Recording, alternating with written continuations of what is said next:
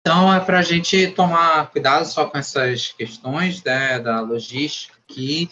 A gente vai depois avisar para vocês por e-mail, mas o que a gente está fazendo? A gente está fazendo o controle das pessoas que estão inscritas e das pessoas que estão aqui. Então, quando você for entrar, evite colocar assim, assessoria, meu iPhone, porque a gente está fazendo a seleção das pessoas como os nomes, né? Mas isso é nada grave, é só um aviso para na próxima que vocês puderem fazer isso, né? As novidades são que a professora Mariana Brax vai dar um livro para a gente sortear, eu vou deixar para sortear no último dia, As Poderosas Rainhas Africanas, ela vai sortear aqui no grupo, então a importância de vocês estarem aqui. E a professora Patrícia também vai sortear um livro, né, que está aqui comigo, sobre a revolta do MAD, né, sobre a questão toda do madismo, né, que é o livro dela do trabalho de doutorado. Então, vai ser muito legal, né, a gente depois ter esse momento, além de vocês estarem aqui num projeto que é público, que é uma parceria de duas universidades, né, que a professora Patrícia encabeça já há quase 2 anos, né, então, além disso tudo, quase 2 anos, 1 ano e pouco, né, porque foi no começo da pandemia que a gente teve isso tudo, então é muito bacana a gente ter isso, a gente ter vocês aqui, a gente ter a participação de vocês, a gente poder falar sobre a história da África, né, ou sobre os diálogos sobre a história da África, né, que nós estamos nos propondo aqui no canal e nesse curso, ajudado aqui pela UESP, então eu tenho que falar do nosso grupo de pesquisa aqui também, o GPENT, que é o grupo de pesquisa em História, Educação e as Narrativas Transnacionais, que está dando todo o apoio logístico aqui, a professora Cristiane, a professora Maria Vitória, né, a professora Regina, da UESP, os monitores que estão aqui também, né, que estão ajudando, né, a Cássia, a Rafaela, a Luana, o Jorge, a Vilmara, então, tudo isso, o Pedro e o Matheus também nos bastidores, então, a arte do Ricardo, então agora é hora de fazer quase os créditos, né, antes um pouco de começar, mas eu prometo que eu não vou falar muito, que a gente quer ouvir a professora Patrícia, e estou muito feliz, estou muito contente, muito bom a gente, apesar da distância, estar perto, né, assim, desse modo remoto. E eu vou pedir para o Acácio fazer a apresentação da professora Patrícia. Hoje vai ter a voz de locutor, uma coisa assim, né, diferente. Aí, se você puder ligar a câmera, Cássio, deixa eu ver só se eu consigo. Gente, eu fiquei muito desconcertado aqui, porque antes eu estava sabendo tudo, botar o spotlight, a pessoa que vai falar e tal, mas, bom, vocês estão vendo a professora Patrícia, isso é quem importa. Isso é quem importa. Você pode falar, Cássio?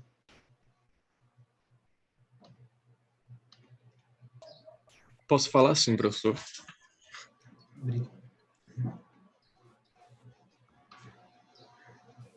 Olá, boa tarde. Não vai ligar a sua câmera para a gente ver? Não vou ligar porque a internet aqui está um pouco lenta e eu estou com medo de cair. Tá bom. Com esse Tá receio. Para a apresentação da aula da Mahidi Mihai, a trajetória de disputas e narrativas sobre um movimento anticolonial, 1881 e 1898, a gente tem a honra de receber a professora doutora Patrícia Teixeira dos Santos, que é da Universidade Federal de São Paulo. Possui graduação em História pela Universidade Federal do Rio de Janeiro, 1994, mestrado em História pela Universidade Federal Fluminense, 2002, e doutora em História pela Universidade Federal Fluminense, em 2005.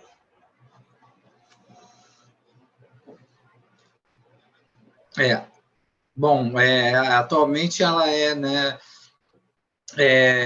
professora visitante da Università degli Studi de Padova, né, pesquisadora do Centro de Estudos de Investigação Transdisciplinar Cultura, Espaço e Memória, né, pesquisador colaborador dos Les Afriques dans le Monde, né, então atua aqui no Brasil nessa área tão importante que é a história da África, no sentido de fazer uma ligação com as religiões, no sentido, né, de pensar aí o protagonismo dos pensadores africanos e pensadoras africanas, né, fazendo magistralmente a ligação entre o estudo de história da África com os movimentos sociais, com a luta do movimento negro na história, especialmente na história do Brasil, né? Na história do momento que a gente passa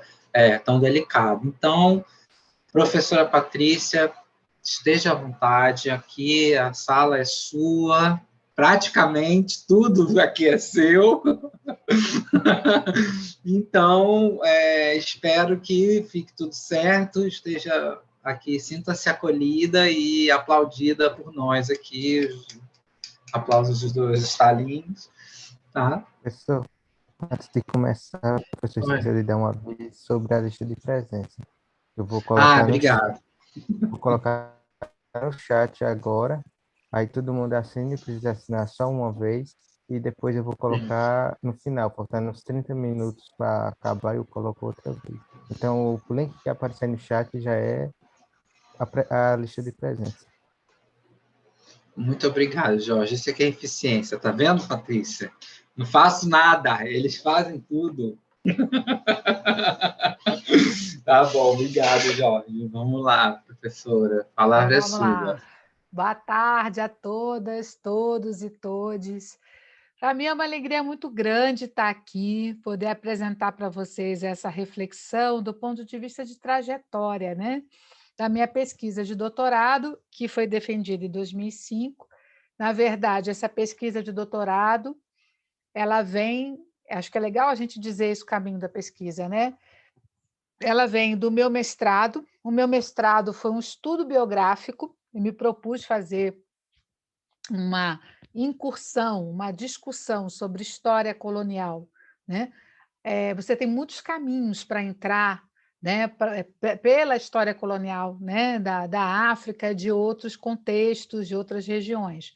Eu optei no mestrado entrar pela trajetória, aí pela biografia, pela trajetória do bispo, que foi o antigo vigário apostólico da África Central, Dom Daniel Comboni, que veio a ser canonizado em 2010 pela Igreja Católica. Eu comecei essa pesquisa nesse processo dele estar sendo beatificado, que é uma etapa antes da canonização, e do que se construía, e do que se... Lucas, melhorou assim, Lucas? Melhorou? Vamos esperar o Lucas responder. Eu não estou enxergando, mas vê aí, Gustavo. Lucas com K. Melhorou aí? Gente, experimenta aumentar o som, porque eu estou ouvindo super bem, aqui para mim está ótimo. Tá, deixa eu fazer uma coisa que às vezes eu peço aos palestrantes para fazer. Vou botar aqui perto da orelha, que fica melhor aqui o som, tá bom?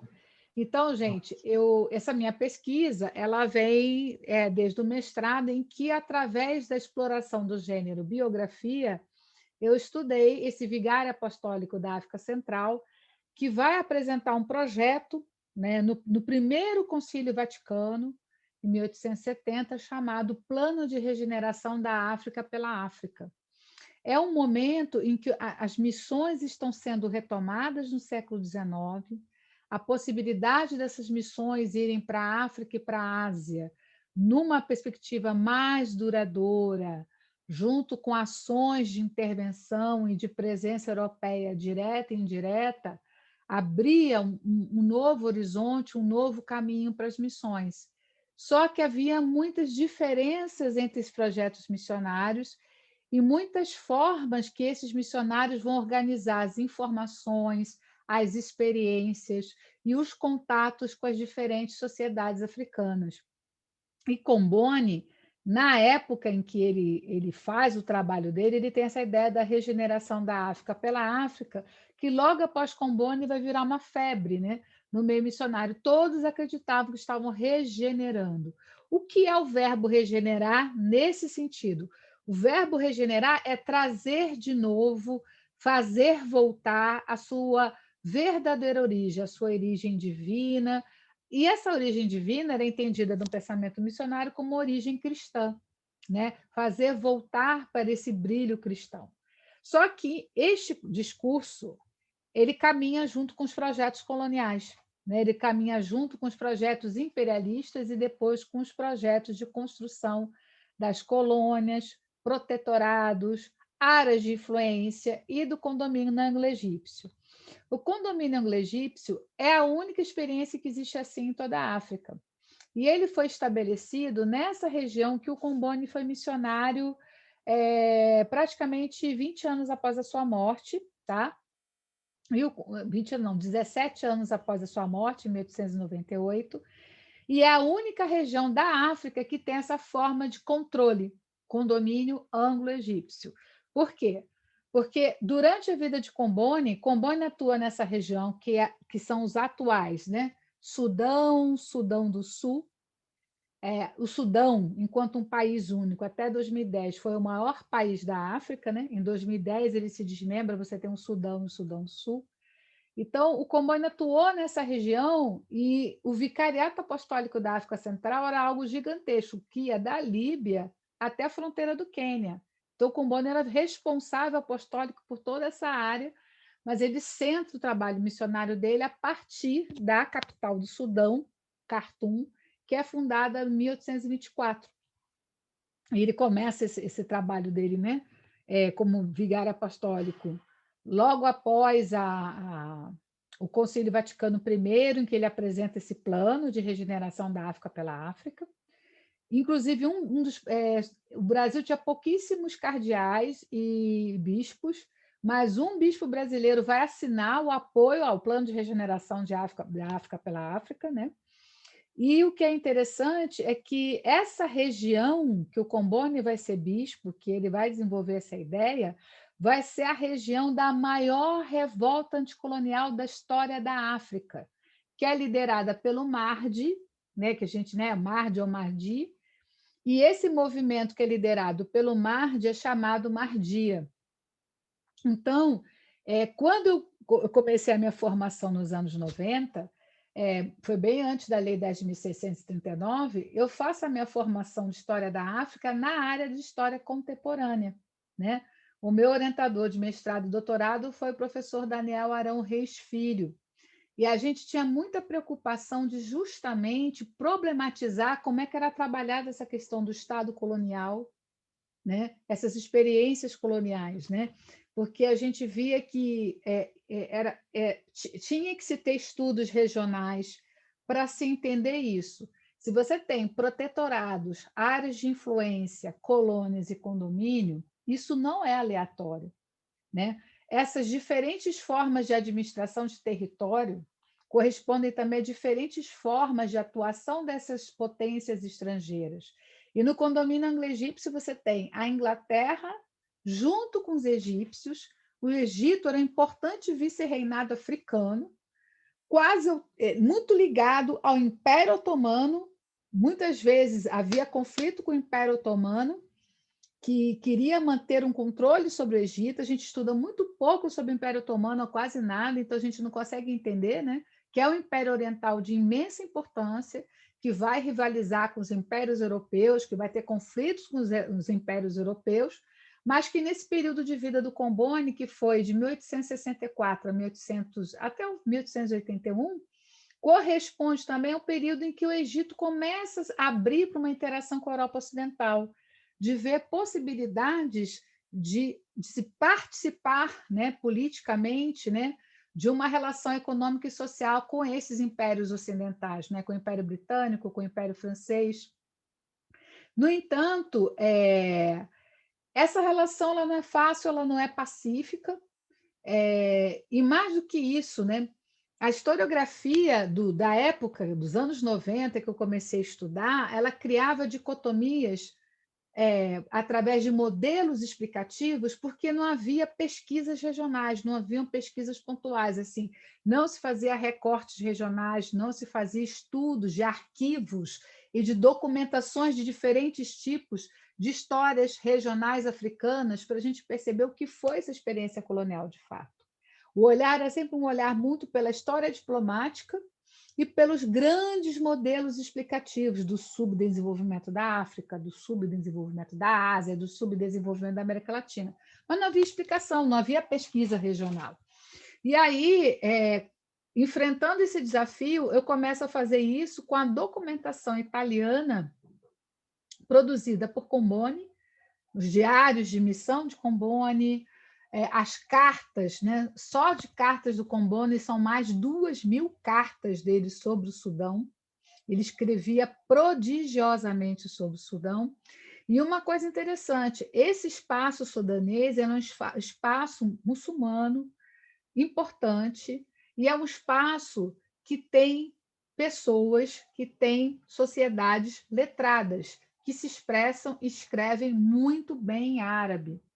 Né? Além disso, os egípcios, enquanto um vice-reinado importante, tinham uma produção escrita sobre as terras que eles controlavam. Né? E o Sudão era uma grande colônia egípcia. Né? O Sudão era uma terra importante para a economia egípcia. Né? E, além disso, ingleses, franceses e alemães vão também escrever sobre o espaço.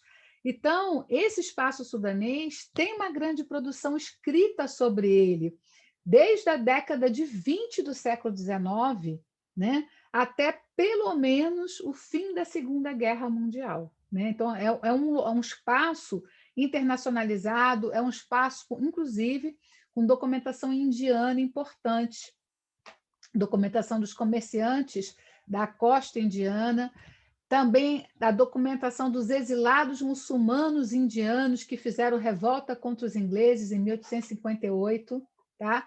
Que foram mandados em degredo para o Sudão e ajudaram a construir a revolta mahdista junto com as lideranças muçulmanas locais, fornecendo pólvoras, fornecendo armas e ensinando e ajudando os sudaneses a operarem com as metralhadoras europeias, a operarem com armamento europeu que eles foram apreendendo nos campos de batalha, nas inúmeras derrotas que eles impuseram ao exército egípcio, ao exército inglês e ao exército francês. Inclusive, para quem é mais velhinho, né, da minha geração para trás, que fez história, a gente ouvia falar do Sudão na historiografia apenas no chamado incidente Fachoda, porque a historiografia francesa marcou na sua história o incidente Fachoda, em que a situação no Sudão era tão dura de controle e de domínio, você quem controla? O Sudão controla a África Oriental, né? O acesso à África Oriental inteira. Então, essa situação foi tão dura, que no povoado de Fachoda, no Sudão, tropas inglesas e francesas se encontram, começa o conflito, quase se destroem, e segundo o Winston Churchill, que era soldado no Sudão, justamente na época da reconquista do Sudão da mão dos mahdistas, ele vai dizer que ali quase estourou a Primeira Guerra Mundial. Né? Então, Fachoda tem uma importância para a história europeia grande. E uma outra coisa que eu quero falar sobre esse tema é que esse tema ele é um tema extremamente rico, ele nem em sonho ele está esgotado, e o fato de eu ser uma pessoa completamente estranha a esse tema, né, brasileira, né, não sou sudanesa, não sou egípcia, não sou inglesa, não sou francesa, não sou alemã, para mim foi uma grande riqueza, uma imensa alegria ver a historiografia sudanesa, a historiografia inglesa e a historiografia indiana e egípcia reconhecerem o meu trabalho. Né? Até porque eu parti de outros pontos de vista diferentes, por exemplo, de problemas que a historiografia enfrenta, né? Em qualquer país que ela se apresente. Né? O que é historiografia, para quem não é de história? É a escrita da história, é o jeito que você pensa a história, é o jeito como você escreve a história. Né? Então, esse jeito... Gustavo, você vai controlando meu tempo, tá? Você sabe que eu começo aí e depois nunca mais volto. E aí, gente, é troca de ideias. Tem problema, levanta a mão, eu volto, eu esclareço, porque a gente está falando de um espaço que a gente não tem leitura, né?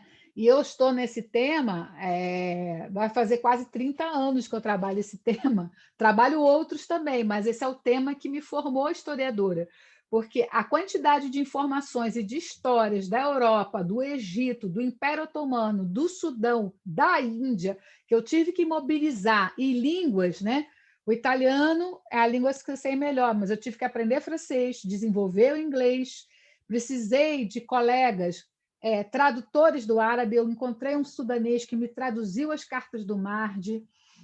Eu encontrei um indiano também que me falou da documentação indiana sobre a Mahdia. Então, tudo isso, gente, é muito importante para a gente perceber que eu entrei num território que exigiu uma mobilização linguística, né? E, ao mesmo tempo, um exercício de alteridade muito grande. Por quê? Porque nada era comum para mim nesse debate.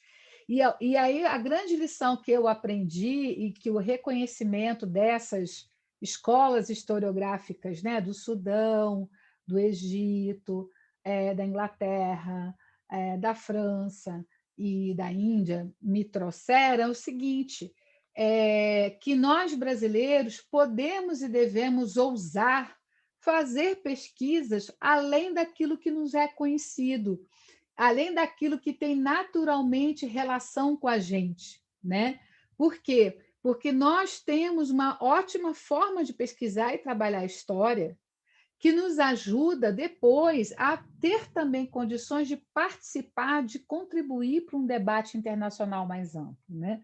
Então, o meu orientador, o Daniel Arão Reis Filho, que hoje é aposentado da UF, mas ainda orienta na pós-graduação, ele tinha muito essa preocupação de formar contemporanistas, pesquisadores do mundo contemporâneo, que conseguissem ser uma voz, usar tudo que aprendeu na historiografia brasileira, mas tendo todo aquele cuidado de perceber que você está lidando com outros espaços, outras culturas, outro conjunto de fontes, né, para fazer o seu debate, para fazer a sua reflexão, né?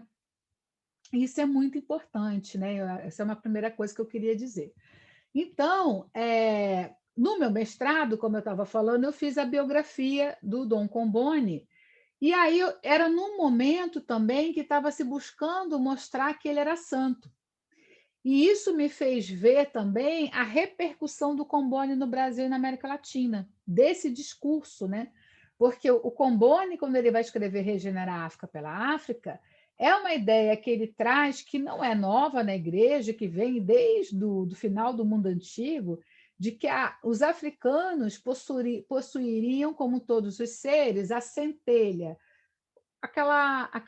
aquele elemento, né? Aquele grão de mostarda da divindade. Só que a cultura dos africanos teria afastado eles dessa dimensão, né? Então, é um olhar etnocêntrico, sem dúvida que é. Mas há uma ideia de que, em algum momento, nem que seja pela imposição da ocidentalização, o que não era uma coisa boa para os africanos, mas havia uma ideia, né, de que, pela imposição da ocidentalização, poderia haver uma equiparação em que africanos e asiáticos e europeus e todos das Américas, né, poderiam formar uma humanidade, uma civilização cristã, né? Só que a lógica colonial, ela parte de um outro olhar sobre a diversidade humana. E as missões, elas foram muito cerceadas e aprisionadas nessa visão colonial de diversidade humana. A visão colonial francesa e inglesa, que é com essa historiografia que eu trabalho mais, ela tinha a visão da superioridade racial. Faz uma leitura muito distorcida da obra do Charles Darwin, né, da Origem das Espécies, para justificar discursos de supremacia racial, para justificar Patrícia, Oi. desculpa te interromper, mas é que o Paulo está pedindo aqui para colocar os nomes importantes da historiografia quando for mencionado. Só que aí eu queria que ele colocasse aqui quais nomes, né? Porque já foram tantos nomes. Do Dom Comboni, acho que não tem necessidade, né? Mas não sei, eu nunca leio, acabo esquecendo de ler Não, aqui eu as falo perguntas. rapidinho. Né? Essa historiografia sudanesa é uma historiografia ligada que quer construir a história do Sudão contemporâneo. Então, de língua francesa, é o Marc Lavenier. De língua inglesa, você tem o Richard Loban Jr., que fez o prefácio agora da tradução do meu livro para o inglês, né? Indiano, você tem o Departamento de Estudos Africanos da Universidade de Delhi, que inclusive eu sou pesquisadora lá, colaboradora lá. Perdão Oi. por atrapalhar, perdão, desculpa por lhe atrapalhar, mas seria interessante esses nomes que são destacados, assim, de outra língua, colocar no chat, porque eu vejo a pronúncia, mas eu fico aqui, meu Deus, como é que escreve isso? Eu tenho que saber. E aí eu acho importante para a gente que, assim, eu não tenho muito, né, arcabouço teórico em questão da história da África, e seria interessante estudar essas pessoas que estudam a história da África, né, para entendermos mais. Tá certo. Eu vou combinar uma coisa com você, Paulo. Deixa eu só terminar todo o raciocínio, aí na hora das perguntas eu escrevo os nomes. Posso anotar isso como uma pergunta para eu responder? Os nomes da historiografia, você permite? Beleza. Porque, assim, eu ainda nem cheguei no MARD. Eu estou fazendo todo esse arcabouço para a gente conseguir entrar no MARD, tá bom, meu querido? Tem até às 11 horas, tá? Tá certo. Então, mas voltando Mentira, aqui, mas tem Paulo, até às eu 6h30. Paulo, mas eu agradeço aí a sua intervenção.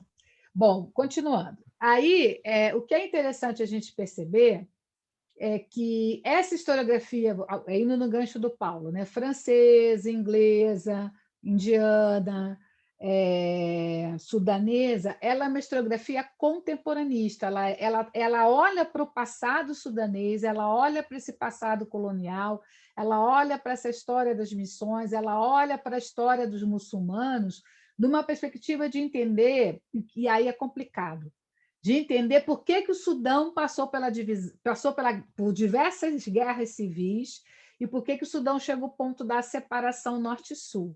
Só que quando você faz uma leitura querendo saber do futuro no passado, você comete um problema historiográfico muito sério chamado anacronismo. Você pega questões do presente, você joga para o passado, numa crença que o passado tem uma relação de causa e efeito com o presente. Não necessariamente. Quem aqui na plataforma é estudioso de história antiga e medieval sabe de várias descontinuidades, né? De vários processos do mundo antigo que não foram para o período medieval, né? Que não foram, por exemplo, os moinhos. Né? No mundo antigo, a utilização de moinhos era largamente utilizada.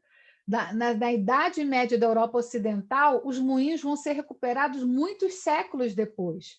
Né? Então, tem uma série de, vamos dizer, de tecnologias, de ideias, de comportamentos, de processos que não necessariamente uma é etapa do outro.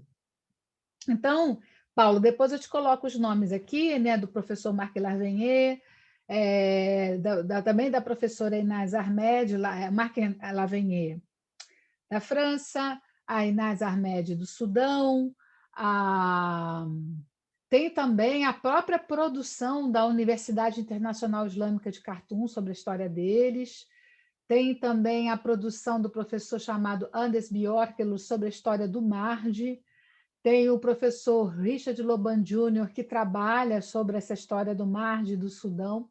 Que o Sudão se torna paradigmático porque o Sudão tem uma forma de administração e de controle e de inúmeros conflitos e guerras de pacificação que a gente de não ver com o mesmo nível de violência, nem com o mesmo nível de interferência como em outros espaços africanos, entende?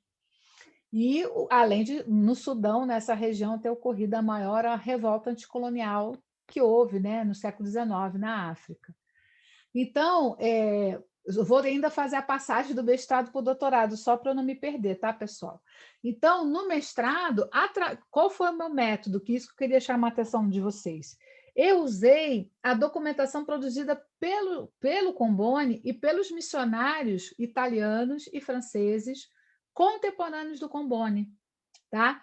Que vão fazer o quê? Eles vão descrever esse Sudão, eles vão descrever o universo muçulmano sufi, eles vão descrever os cultos, eles vão descrever as relações de comércio, eles vão descrever essas populações do sul do Sudão, que não são muçulmanas, mas que têm uma importância histórica muito grande, como os Dinka, os Azande, os Nuer, né? Então, assim, é uma série de informações extremamente importantes que se encontram nessa documentação missionária. Eu não vou ter tempo, infelizmente, mas eu vou deixar esse anseio em vocês e em outras oportunidades eu posso, se o professor Gustavo quiser, e numa outra oportunidade, a gente fazer um curso sobre método, né? Método para trabalhar essas trajetórias, né? Método e como a gente lida com as fontes, né? Mais vendo desse lado, né? Que eu acho que é bem legal, né? Que esse curso é para despertar em vocês esse desejo. E aí, acho que para 2022, a gente poderia pensar um curso de método. Fica aí uma ideia, que é a abordagem que eu estou pegando aqui com vocês, tá, pessoal? E aí, e para mostrar que é possível, para mostrar que é possível para a gente fazer esse caminho. E aí, eu peguei essa documentação missionária. Como é que se trabalha com uma documentação missionária? Como se trabalha, a princípio, com qualquer documentação? Você tem que entender quem é o autor, qual é o contexto, o estilo de narrativa, a quem ele se dirige, como é feito o próprio texto. E nesse processo narrativo, qual é o sentido da narrativa? O que uma narrativa missionária no século XIX representa? É totalmente diferente do que uma narrativa missionária do século XXI, né? A gente tem aí mais de quase 200 anos aí de diferença para a gente ver essa mudança. As narrativas missionárias do século XIX, elas queriam convencer, elas queriam te convencer de que a cristianização estava acontecendo, de que existia, de fato, uma presença da igreja, tanto católica quanto das igrejas protestantes, nos territórios, de que, de fato, estava se modificando as condições materiais do local. Agora, é claro que, como diz o Eduardo Said no livro dele, magistral, Cultura e Imperialismo, que eu recomendo todo mundo para ler, que é um livro fantástico, ele mostra isso através dos textos literários, mas eu vi isso nos textos missionários. Você consolida um projeto de conquista no texto, mas nas relações isso é muito mais complicado. Em outras dimensões, na economia, nas relações, nos conflitos, nas guerras, você vê que o que está escrito não está batendo muito com o que está acontecendo. Mas o exercício retórico da escrita me traz informações muito poderosas, porque esses missionários eles mobilizam informações, eles obtêm informações importantíssimas que eles vão dar o trato que eles quiserem dar no texto deles. Só que eu tenho que trabalhar tudo, eu tenho que trabalhar não só a leitura a contrapelo para perceber como aparece a agência africana, mas eu tenho que trabalhar o estilo do texto, eu tenho que trabalhar a natureza desse texto, eu tenho que trabalhar a formação, que foi o que eu fiz no meu mestrado, a formação de missionário, o que ele estudava, como ele era preparado para ir para a África, né? E como ele era ensinado a escrever e a descrever as missões, né? As fórmulas narrativas. Ao fazer esse imenso exercício, eu percebi que a história do Mahdi, que é a grande história de resistência anticolonial no Sudão, ela tem uma literalidade, gente, astronômica. Com o Mahdi ainda vivo, foi feito um livro, os muçulmanos fizeram um livro sobre a vida dele, com ele ainda vivo, chamado Surah al-Mahdi, né? A história do Mahdi, a escrita do Mahdi. O Mahdi escrevia, e essas cartas existem, eu tenho aqui em casa, né, essas cartas. O Mardi escrevia, o Mardi mandou construir uma tipografia, gente, para o século XIX. Ele mandou construir uma tipografia em cartoon, em que as cartas dele, que eram destinadas ao grande público, eram impressas. Os seus sermões eram impressos. As ordens, né, das divisões que esse Estado mardista vão criar, os distritos mardistas, o que acontecia nesses distritos, tudo isso vinha e voltava por escrito. Os missionários que foram feitos prisioneiros pelos muçulmanos durante essa grande revolta, que começa em 1881, logo após a morte de Comboni, e vai até 1898, quando uma grande coalizão internacional derrota o Estado mardista. Tudo isso, gente, eu encontrei isso em documentação. Quando eu não tinha uma documentação italiana, eu tinha uma documentação em inglês. Quando eu não tinha documentação em inglês, eu tinha documentação em árabe. Quando eu não tinha documentação em árabe, eu descobri que tinha documentação até em copta, que eu não consegui tradutor, eu sabia que havia documentação da Etiópia sobre a história, porque num dos conflitos mardistas, as tropas mardistas entram na Etiópia, matam o rei dos reis, né, o Negus, e traz a cabeça dele para Khartoum. E isso dá um monte de problema depois com a Etiópia, porque era o rei cristão que foi decapitado. Então, assim, gente, é uma história gigantesca da qual eu só passei assim muito... Eu entrei muito fundo na documentação italiana. A partir da documentação italiana, que foi meu método, a partir dessa documentação, eu fui conversando com os outros documentos que eu tinha à mão para conversar. E tem colegas e tem pesquisadores, um pesquisador russo que fez um trabalho lindíssimo, que ele estudou as tradições orais sobre o Mardi e sobre essa história mardista. Por quê? Essa grande revolta liderada pelo Mardi vai unir uma região que já tinha relações históricas de comércio entre si, que é essa região chamada, essa região centro-oriental africana, vai unir. Então, o Estado mardista ele vai pegar o Sudão do Sul, uma parte do Quênia, uma parte de Uganda e uma parte do que é a atual Etiópia. Praticamente, por 17 anos, os interesses ocidentais foram bloqueados por esse Estado gigantesco que fez inúmeras alianças com diversas populações não muçulmanas, tá? Primariamente, não no sentido de inferioridade, tá, gente? Mas, primariamente, querendo questionar as mudanças geopolíticas que a interferência ocidental vai trazer. Na historiografia dos anos 50 e 60, dos nacionalistas egípcios, o Alexander Qudsi é um grande nome dessa historiografia dos anos 50, eles achavam que essa revolta era chamada revolta primária, porque na época que eu estudei, que na época de vocês, graças a Deus, mas é a época que eu estudei, a gente aprendia que existiam as revoltas intelectuais, que são dos europeus, as revoltas camponesas europeias, as revoltas dos trabalhadores das fábricas europeias, e existiam as revoltas primárias, atávicas, assim, eu estou com fome, eu vou me revoltar, eu sofri um ataque, eu vou reagir, e que isso seria uma primazia das sociedades africanas e asiáticas. Quando eu entrei na graduação, lá em tempos pré-históricos, era isso que eu aprendi, existiam as revoltas primárias, secundárias e terciárias. Então, eu tive que, no meu trabalho, do mestrado e também do doutorado, dizer que não, esse tipo de classificação não se aplica. Outra coisa também, essa historiografia que explica o presente do Sudão pelo passado também não se aplica, porque o Estado mardista não tem nada a ver com o Sudão contemporâneo. Claro que muitos descendentes, instituições e atores sociais que existem no Sudão hoje são herdeiros de muitos elementos do Estado mardista. Mas o Estado sudanês hoje é uma outra coisa.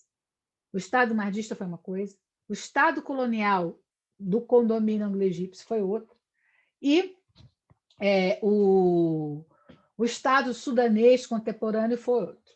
Quando eu também entrei no doutorado, eu aprendi que o problema do Sudão era que os muçulmanos odiavam os cristãos, por isso que eles faziam guerra. E não é nada disso. Tem cristãos e muçulmanos nos dois lados dos conflitos, não é uma primazia de muçulmanos contra outros. E, na verdade, cada vez mais o que eu fui percebendo é que o problema não vem da Mardia, da grande revolta anticolonial.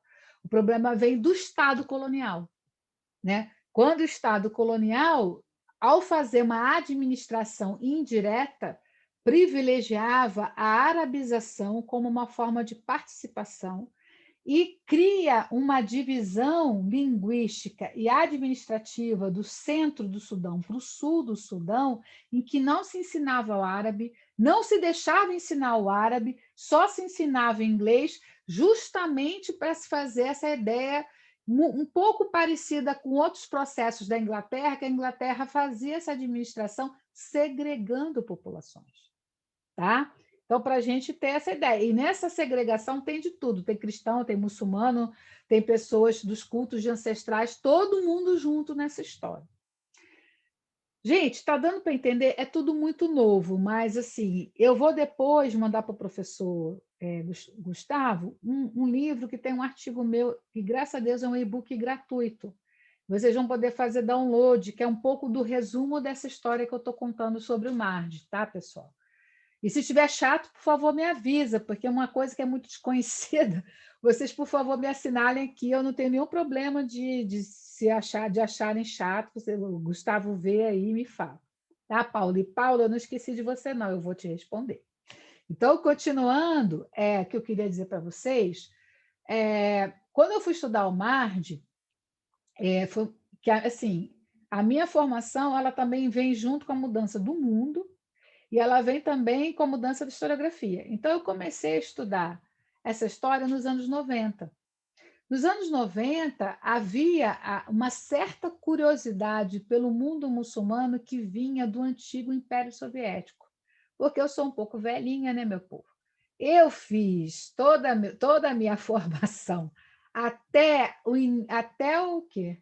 Até o início da graduação com a União Soviética.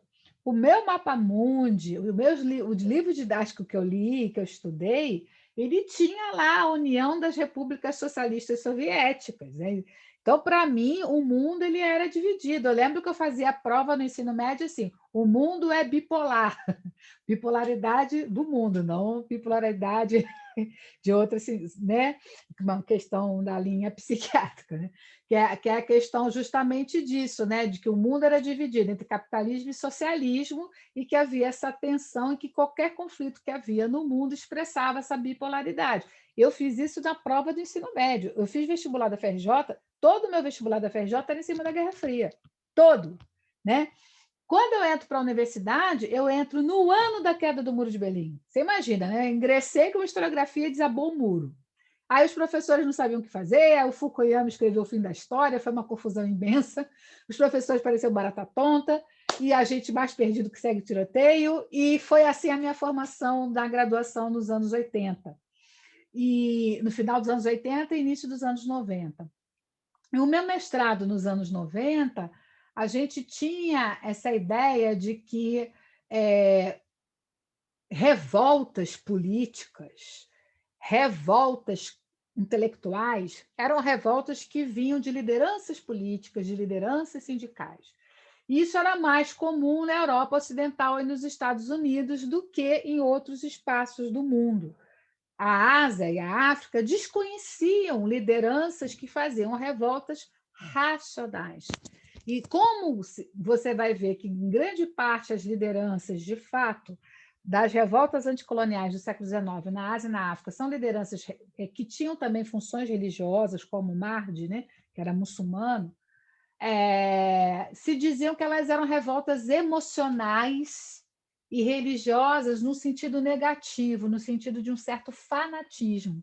Então, vocês não têm noção, assim, a quantidade que eu li de livro que dizia do fanatismo do Mardi. Eu falava, cara, o livro diz tudo que o Mardi... Eu lia livros inteiros que diziam, o Mardi não é racional, o Mardi não é intelectualizado, o Mardi não domina a ciência política, até isso eu já vi. O Mardi é aquilo, aquilo outro. Aí eu perguntava, mas o que é o Mardi? Eu lembro que eu chamava para o Daniel desesperado, Daniel, esse livro inteiro diz o que o Mardi não é, mas nenhum livro me diz o que o Mardi é, né? E aí... O que eu percebi no doutorado? Né? Isso foi...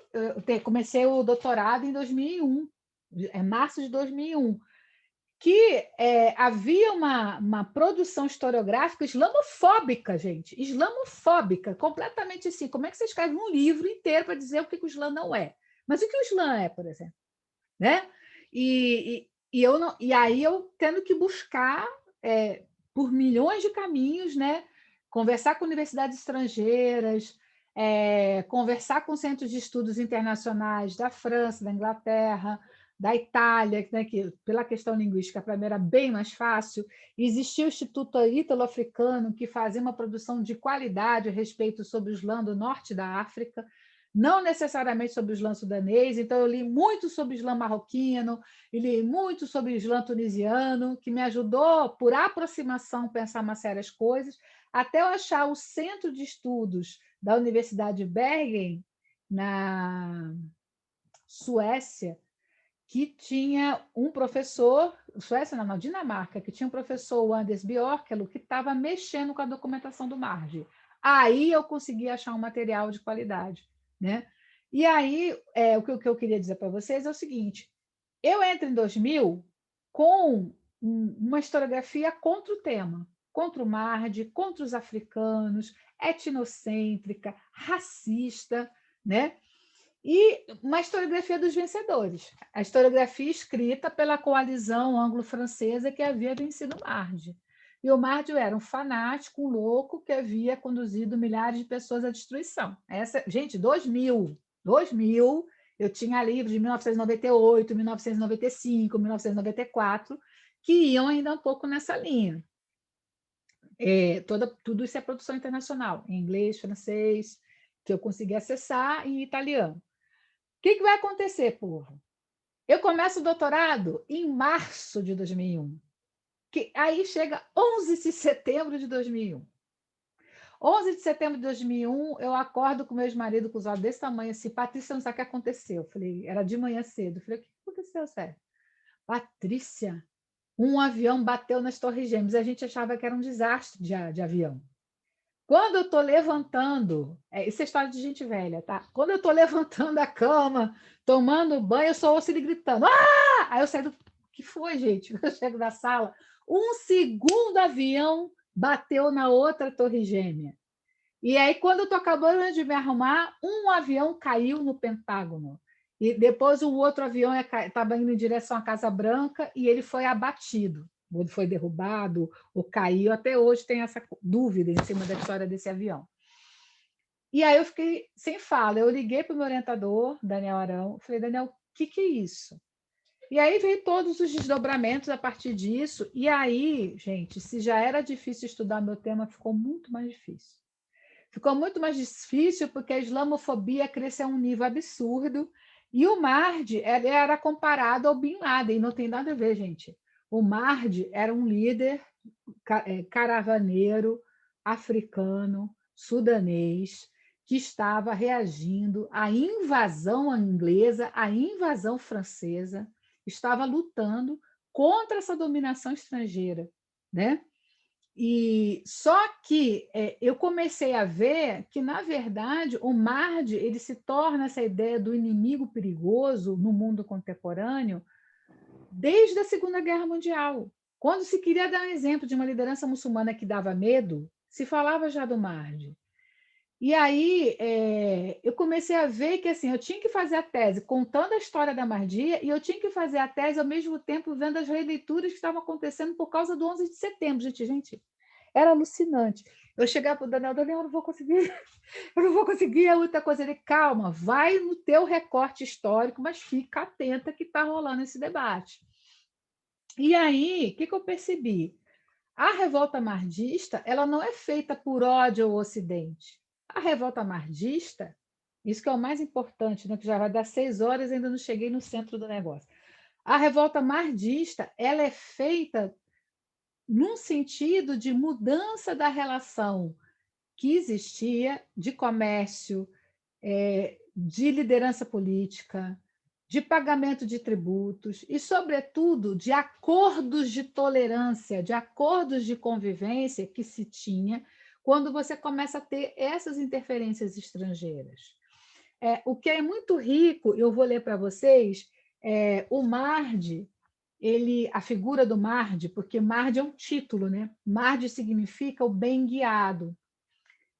O Marde, que era esse caravaneiro sudanês, líder de comércio, e que, por causa dessas relações econômicas e de poder, ele vai conseguir fazer união com povos até que não eram muçulmanos, e a primeira guerra mardista são os Azande lutando a favor do Marde. Os Azande não são muçulmanos, são ligados a outros cultos totalmente diferentes, e são do centro-sul do Sudão, não tem nada a ver com o norte do Sudão. Eu queria chamar a atenção disso, que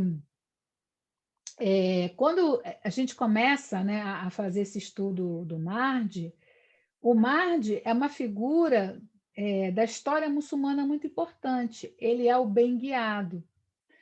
O bem guiado é aquele que vem para preparar os muçulmanos para a guerra contra a besta do Apocalipse. E quem faz a guerra contra a besta do Apocalipse? Isa, né? O general Isa, que é Jesus. E é esse Jesus, um homem muçulmano, ou seja, aquele homem que acredita em Deus incondicionalmente, que vem para fazer a grande guerra contra a besta. Então, quando surgiu o Marde, se imaginava que o fim do mundo estava próximo, que Jesus estava para voltar. No século XIX, a figura do Marde muda, e essa figura do Marde, ele tem uma importância especial para a história do Islã todo. Não necessariamente Jesus precisa voltar, mas o Marde pode surgir quando a comunidade muçulmana está em perigo, quando as sociedades se veem em perigo, como as formas de sobrevivência das pessoas se veem em perigo. E o Marde não tem nada de ódio ao Ocidente, até porque, gente, ele nunca tinha visto ingleses e franceses na vida dele antes. Quando eu me dei conta disso, eu falei, gente, a história dessa revolta é incrível. É a história de povos que jamais se viram. Ingleses e franceses jamais viram os muçulmanos sudaneses, os Azande, os Dinka, os Nuer, antes de 1885. Eles jamais tinham se visto. Né? Em 1881 já começa a revolta, mas os conflitos já começam a partir de 1885. Tá? Inclusive, e uma documentação que é fascinante, há todo um esforço nas cartas do Marde e nos relatos dos missionários, porque um escrevia para o outro, tá? Os missionários prisioneiros escreviam para o Marde e o Marde escrevia para os missionários. E é muito legal, pegando as cartas do italiano e com o tradutor do árabe, que era o professor Abdulbadi Sidarmed, que é sudanês, eu via que um falava do outro nas cartas. Foi a coisa mais incrível, gente. Eu consegui encontrar a fala de um, a resposta do outro, né? E nessa possibilidade de conversas, de trocas textuais entre eles, uma coisa que ficava muito claro é que eles não se conheciam, eles estavam se reconhecendo e se faziam as leituras a partir dos seus parâmetros. Por exemplo, o Marde é uma coisa fantástica, gente. O Marde, por exemplo, ele chamava os missionários de nazarenos. Os missionários italianos, franceses, ingleses, da igreja, da Church Missionary Society, né, da igreja anglicana, ele chamava de nazarenos, porque ele dizia assim, olha só, eu estou acostumada a conhecer e a lidar com cristãos. Que cristãos são esses? São os cristãos coptas, né? É o cristianismo da Etiópia, é o cristianismo da Grande Síria, das igrejas orientais. Então, ele falava, cristãos são esses que eu já conheço há muito tempo. Agora, vocês se dizem do Cristo, mas eu nunca vi vocês. Vocês vêm desses países que eu não conheço e vocês vêm para aqui de uma forma muito agressiva. Então, vocês eu vou chamar de outro jeito. Vocês vão ser chamados de nazarenos. Cristãos, para mim, são os cristãos africanos antigos, são os cristãos da Ásia que eu conheço, né? E é muito interessante porque ele percebe, né, dentre os prisioneiros...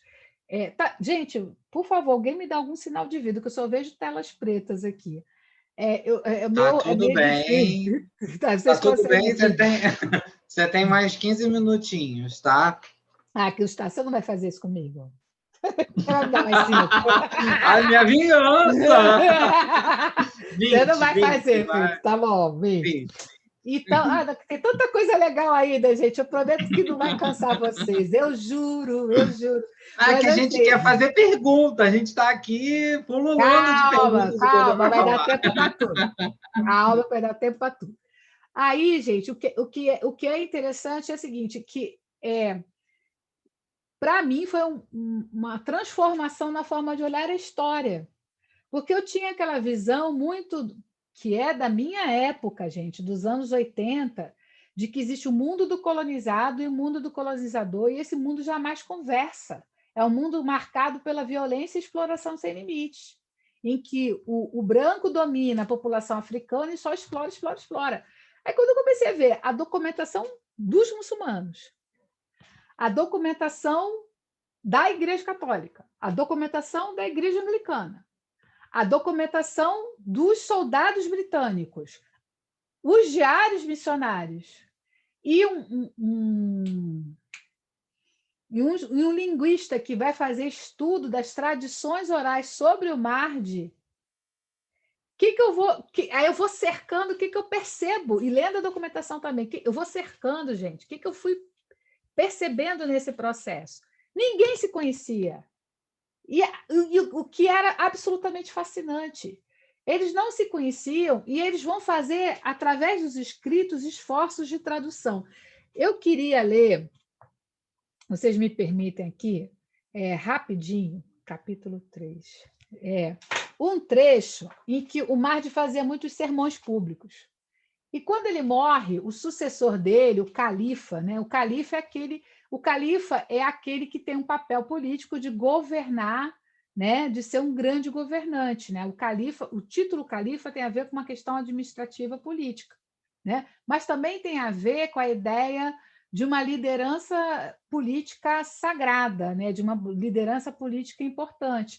Tanto que na época de ouro do Islã, dos grandes impérios muçulmanos, eram considerados califas esses grandes soberanos da época de ouro. E qualquer outro movimento muçulmano político que surgiu, todos vão tentar ser reconhecidos como califa.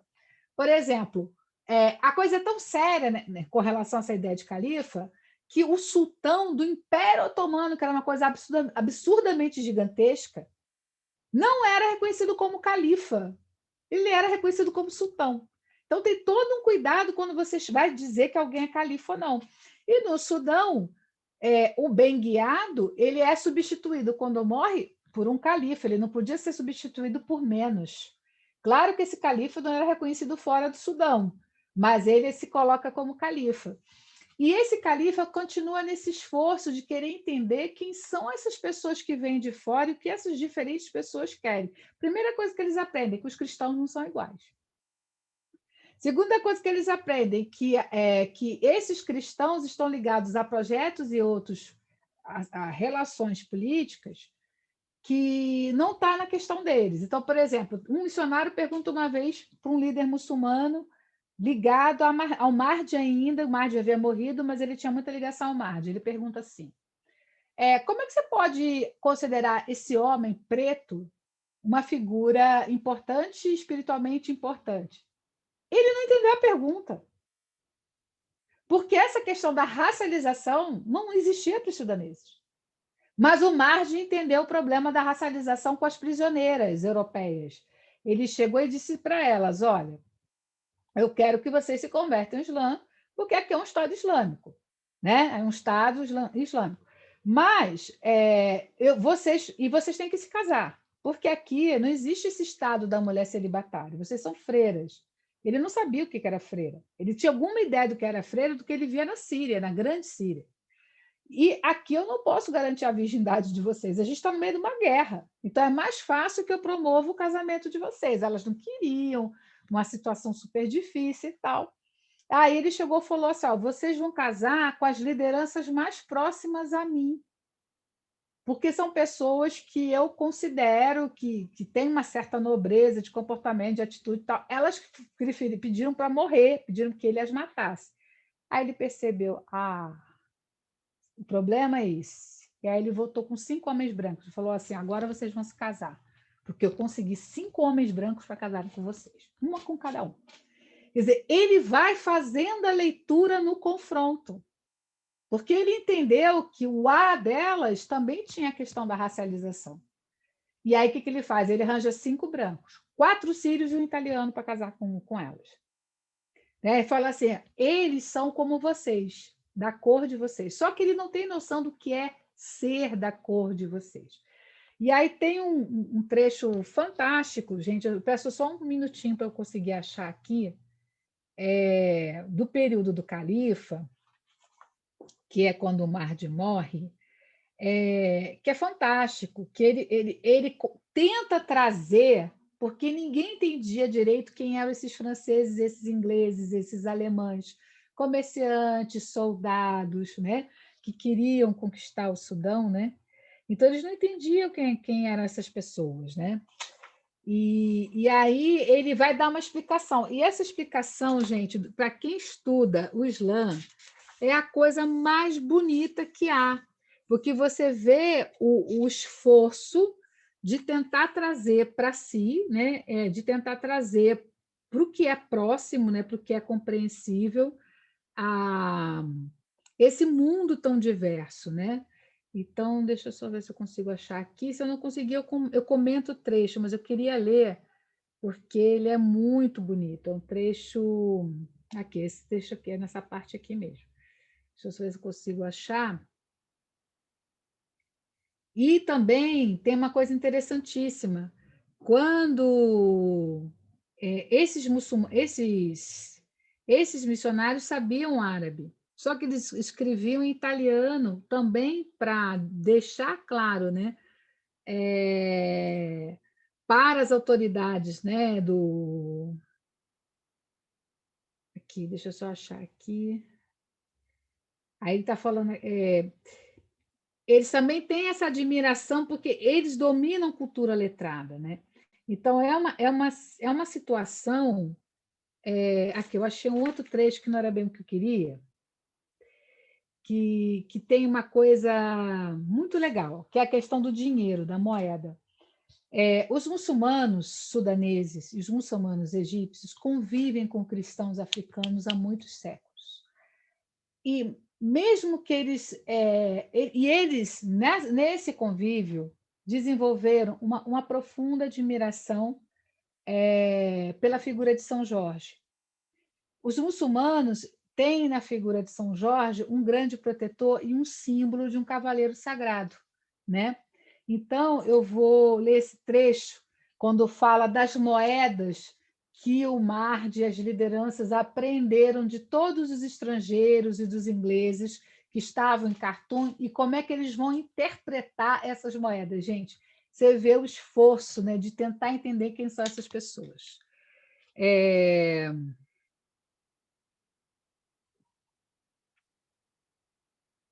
Aqui. Além de talheres, que eram as moedas egípcias, usaram-se em Omdurmã, que era a cidade sagrada, né, do Mahdi, as esterlinas inglesas com a efígie do cavaleiro, porque trazem impresso São Jorge a cavalo. E São Jorge para eles é sagrado. E também a lira egípcia. Tanto uma como a outra moeda de ouro tornaram-se também caras demais. Como moedas de prata figuram de um modo especial os talheres de medir, que neste momento estão tão gastos pelo uso que acabam perdendo toda a esfinge. Os talheres de Marie-Thérèse, quer dizer, da Áustria, que servem para fazer especialmente comércio com Suaquim, Massaua e Abissínia. E, finalmente, o 5, que é uma moeda de origem francesa, no valor de 5 francos, e a espanhola. Com moedas miúdas de prata, estão em uso também as moedas cunhadas no Cário e as pequenas cunhadas no Egito. Toda essa diversidade de moedas participavam do comércio no Estado mardista. Olha que interessante, gente. Como é que também tem essas aproximações pela questão do comércio e da circularidade do comércio, diversas tradições de comércio que se encontram, que se expressam nessas moedas, mas também a aproximação com símbolos caros ao Islã, né? Aí tem uma coisa assim, muito, que eu só estou tentando achar aqui o trecho, que eu me lembrei agora, me deu vontade de ler para vocês, mas acho que não vai ter aqui, não vai ser fácil de ver agora. Não.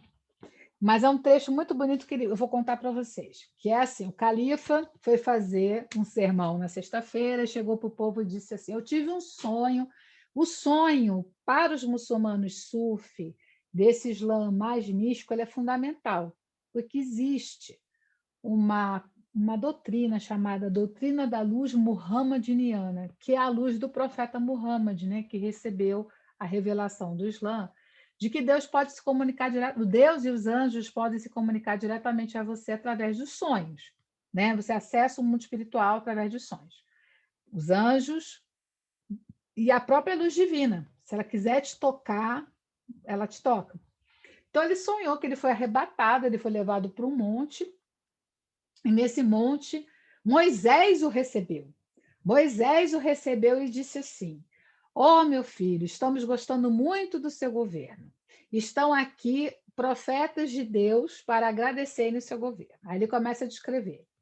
Aí primeiro estava Elias, né, representando os judeus, que agradecia a ele pelo governo. Depois tinha o próprio Moisés representando os judeus, que agradecia.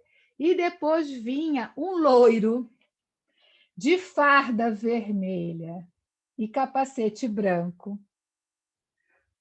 Era um loiro, mas os braços dele tinham pelos muito vermelhos, que se identificavam como Jesus Cristo, e também dizia e saudava o califa. Né? Então, quer dizer, o Jesus Cristo ele é a mistura, né, dos soldados ingleses e dos soldados franceses num único corpo. E quando ele começa a descrever os uniformes, são uniformes de uma bota é de um, o casacão é de outro, o capacete é de outro, e Jesus era loiro com os pelos avermelhados, né? Falando aí também do quer dizer, trazendo toda essa diversidade de pessoas e de histórias para esse universo cultural desse Estado pluriétnico, de plurihistórias, de plurireferências, né, que foi o Estado mardista. Aí, gente, eu queria pedir a ajuda da monitoria nesse momento, tá? Que a gente pudesse passar o primeiro vídeo, é o vídeo do filme chamado Cartoon, A Batalha do Nilo. Recomendo que vejam. É um filme sobre essa história do Mahdi, em que o Mahdi ele é apresentado como se fosse um demônio, tá?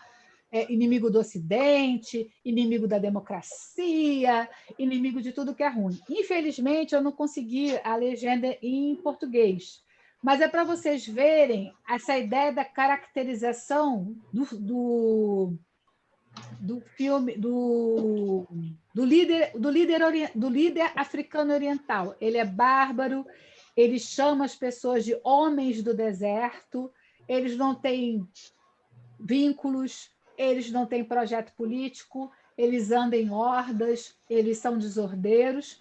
E, para piorar a situação, o ator que vai fazer o Mahdi é o último blackface do cinema americano, que é o Laurence Olivier, que é um homem branco de olhos verdes.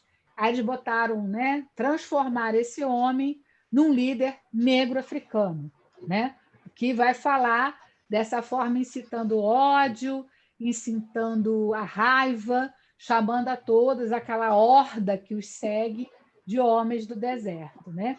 Dentro dessa historiografia que eu critiquei na minha tese. E por que esse filme, esse é um filme de 1966, por que esse filme tem essa dimensão?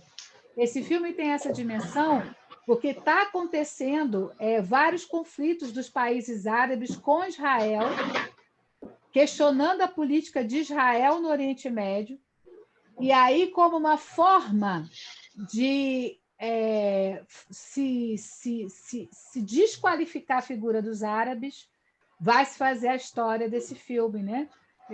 De cartoon do tipo, olha, esses bárbaros árabes de hoje são iguaizinhos aos bárbaros árabes africanos do passado. Então, a mensagem do filme é a pior possível, tá? Mas é importante que vocês vejam. Pode colocar, por favor, pessoal. É só um trechinho de 1 minuto e 59.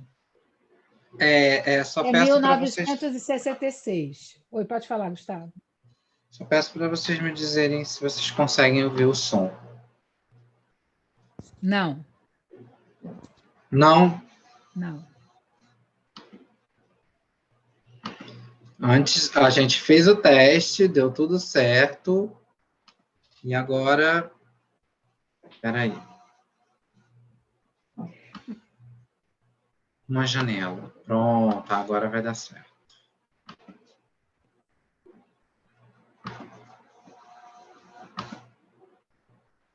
Tá dando para ouvir? Não. Vocês estão ouvindo? Pode ser um problema só meu. Tá dando para ouvir? Professor, você está vendo uma barra em cima da tela, preta?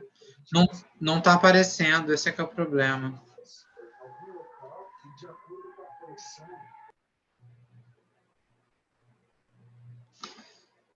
Eu tinha feito o teste. Tem que compartilhar a tela inteira. Quando eu fiz antes, deu certo. Estava dando para ver. A gente fez o teste aqui. Mas, espera aí. Está compartilhando ainda? Não. Não. Espera aí, vou ver se eu consigo. É que tem muita coisa aberta também, aí eu não sei. Eu abri aqui pelo Explorer, aí ele é mais difícil, mas eu vou tentar mais uma vez. Tela inteira, compartilhar.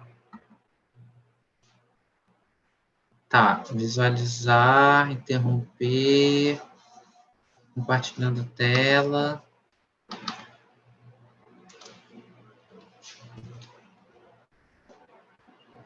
Olha, vamos ver, vamos orar aqui para ver se... Foi não, agora? Não, pode ser sem o som, Gustavo, só para eles verem a performance. Deixa eu ver se eu consigo o som pelo meu celular. Dá um stop aí. Que aí você passa a imagem, eu passo o som pelo meu celular. Espera aí. Eu vou pedir para um monitor passar, que pode ser o meu problema aqui. Quem pode passar aí dos monitores? Eu botei lá no grupo. Quem está aí com o vídeo à mão para passar? A Sara Ranes disse que se quiser pode tentar passar. Você está com o vídeo aí, Sara? Sim. Tá, pode tentar. Eu não sei se vai também sair com som, mas eu vou tentar passar. Perfeito.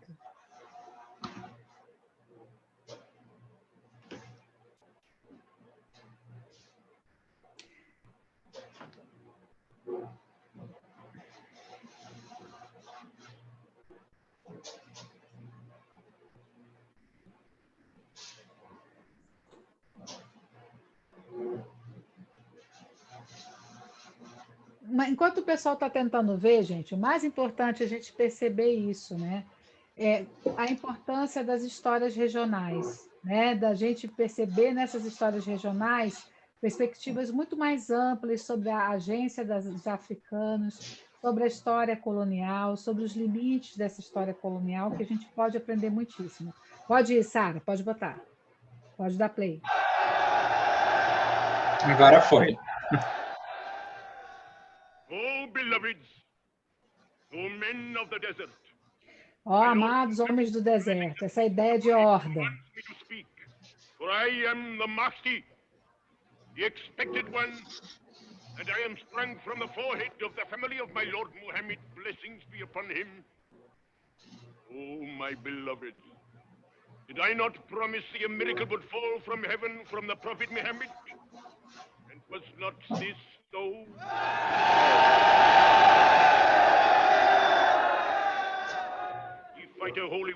against the fat and the corrupt. Aí ele está dizendo que vai fazer a guerra santa, né, contra os infiéis. O que não é essa perspectiva que o filme quer dar, entendeu? Blessings and peace be upon him, whose instrument on earth. Olha que blackface mal feito, gente. Exult ye not that men are dead, more must die tomorrow.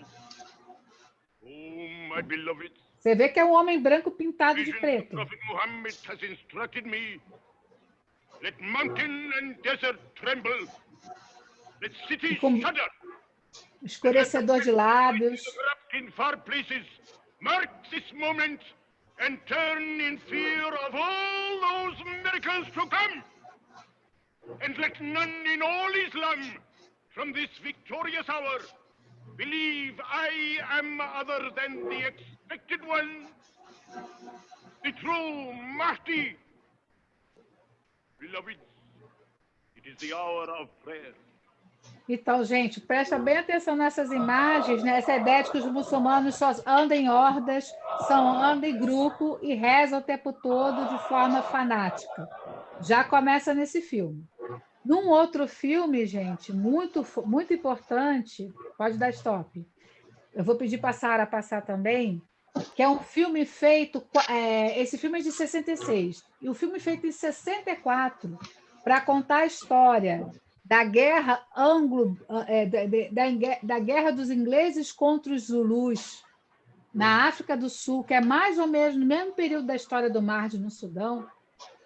A equipe, o cineasta, todos tinham um outro objetivo, um objetivo de mostrar os Zulus, de dar valor aos Zulus, de mostrar a agência africana, de mostrar o homem e a mulher Zulu, e eles se organizando para impor limites aos ingleses. Quer dizer, é um filme 2 anos anterior, mas numa perspectiva anticolonial, tá? Aí eu vou pedir para a Sara passar também o trecho para a gente ver. Não tem a ver com a história do Mahdi, mas tem a ver justamente com essa história do colonialismo, né? É um filme lindíssimo, também está na internet, chamado Zulu.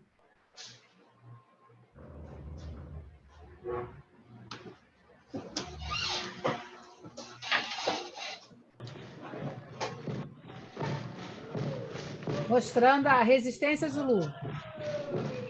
Pela primeira vez na história do cinema hollywoodiano, um destaque positivo à África e aos africanos.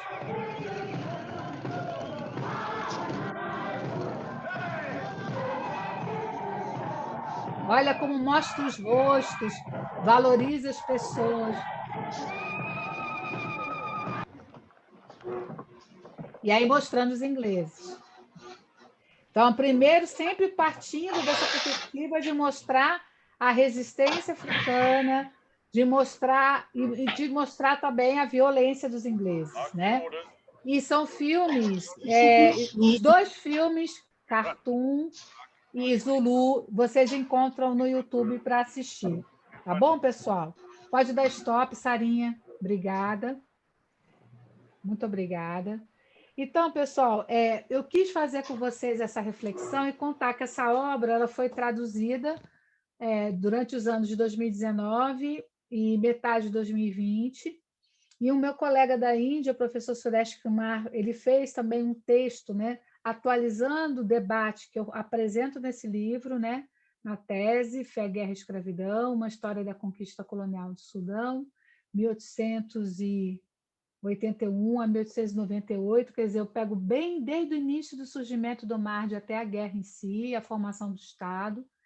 O Estado mahdista ele não tem nada a ver com atuais movimentos como o Estado Islâmico, Al-Qaeda, Al-Mujahideen, nada disso, né? O Estado mahdista foi uma experiência histórica em que diversos povos, muçulmanos e não muçulmanos, participaram dela. E que lida justamente, gente, com essa modificação de relações, com essa questão da interferência externa, né? E de como que essa interferência externa afetava o cotidiano, a forma de vida, os acordos, a vida comercial, a sobrevivência, né? O Estado mahdista é um Estado que vai ser sustentado pela escravidão, né? A escravização vai ser muito intensa. Mas, após o Estado mahdista, vai ser instituído no Sudão um pesadíssimo trabalho forçado, que desde a Primeira Guerra Mundial vai ser denunciado como condições análogas à escravidão, né? Então, é uma história muito forte, que exige da gente muita atenção e que nos ensina muito sobre aspectos, nuances da história da África, e de uma África muito desconhecida da gente, uma África que exige da gente uma alteridade muito grande. E eu quis partilhar com vocês de um tema que ele é feito num calor do momento em que ele está sendo muito visitado, na época que eu escrevi, mas visitado de uma forma absolutamente islamofóbica e de uma forma muito pesada, né? Eu ficava horrorizada, né? Que enquanto eu estava levando 4 anos de doutorado para escrever uma tese, tinha autores que escreviam livros horrorosos sobre o Islã, praticamente de 6 em 6 meses, né? E que esses livros, graças a Deus, sequer são usados hoje. Mas foi aquela famosa literatura de ocasião que até meus alunos da PUC chegaram a comentar comigo, dizia não, não, não, não, não, não. E eu queria lembrar também, né, da minha turma da PUC, que teve um papel muito importante. Eu estava terminando tese, né, e conversar com eles e dar aula para eles, eu aprendi muito, né, nessa turma muito querida. E tem uma coisa que foi muito especial para mim, que é perceber isso, né? Foi uma tese que me ensinou muito, muito, e que nutre o meu trabalho até hoje, né? Eu acho que o esforço de compreender um mundo completamente distinto de nosso nos dá uma compreensão muito mais humana dos processos históricos, uma compreensão, um compromisso, né, de buscar entender a diversidade, a qualidade dos diálogos e a importância de ver o quanto que também o tempo presente demanda dos nossos temas, o quanto que o tempo presente pode nos levar em situações que a gente acabe fazendo leituras anacrônicas, ou seja, problemas do hoje influenciando as leituras do passado, né? E esse é um trabalho, gente, que eu estou com ele desde 1997, né? Já vai fazer 30 anos, né, entre o mestrado e o doutorado. Hoje eu trabalho com outros temas e tudo, mas fazer esse livro e ver esse livro agora ser traduzido é um grande presente, porque é uma chance de publicizar, né, de tornar maior uma rede de interlocução sobre essa discussão, né? Eu agradeço imensamente a ideia do Gustavo de me convidar. Fazer essa reflexão, ela é extremamente importante.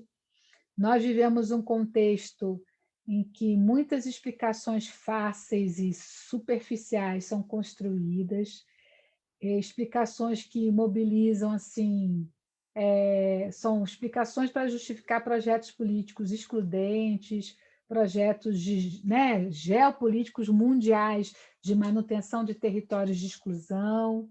A gente vê hoje a Palestina passando por uma situação absolutamente absurda, né? Sempre nessa perspectiva de se fazer leituras rasas e operacionais para se justificar a ofensiva israelense na região, tá? Então, e esse ano é um ano que a minha pesquisa, que o meu doutorado, né, que eu comecei, faz 20 anos que eu comecei meu doutorado e faz 20 anos do 11 de setembro, né? Então, fazer esse olhar 20 anos depois e estar compartilhando aí para uma geração, muitos anos pequenininhos, né? Quando eu comecei a fazer o meu doutorado, outros nem eram nascidos, me dá uma emoção e uma responsabilidade, né? De estar sempre partilhando com o grande público, com as pessoas, essas reflexões.